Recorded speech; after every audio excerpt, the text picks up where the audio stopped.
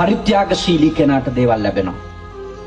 චූටි කාලේ ඉඳලා ළමයාට පුරුදු කරන්න කන බත් එකකින් හරි බත් පිටක් සතෙකුට දෙන්න.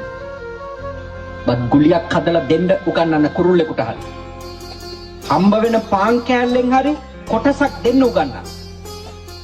ඔබ ඔබේ දරුවන්ට ඇත්තටම ආදරෙයි නම් ඒගොල්ලන්ට පුහුණු කරන්න ඕනේ දීම. තියෙන කොපි පොත් ටික පැන්සල් ටිකෙන් එකක් හරි නැති ළමයෙකුට දෙන්න උගන්වන්න. දෙන ළමයා දෙන්න සෝදපු අත්‍යති ළමයා දැක්කම ප්‍රශංසා කරන්න. එයා අගය කරන්න. දෙන්න පුහුණු කරන්න. ඔබේ දරුවෝ සංසාරේ කවදාවත් අඩුවක් නැතුව ජීවත් වෙයි. ඔය දෙන්න හදනකොටම නැති වෙයි, අපිට මදි වෙයි, අඩු වෙයි. ඔහොම හිතලා බය වෙනව නේද? ඒගොල්ලන්ට ඉතින් අඩුම තමයි. එක්කව කරගෙන ගොඩ ගහගෙන ඉඳිද්දි දාන්නෙම නැහැ, ගම් වතුරක් හරි ඇවිල්ලා උස්සන් යනවා. මොකක්වත් ඉතුරු වෙන්නේ නැහැ. දීපු අරන් යන්න පුළුවන්. දීපු අරන් යන්න පුළුවන්. සාමාන්‍ය ඉගැන්වීම නම් රැස් කරපු අරන් යන්න පුළුවන් කියලානේ.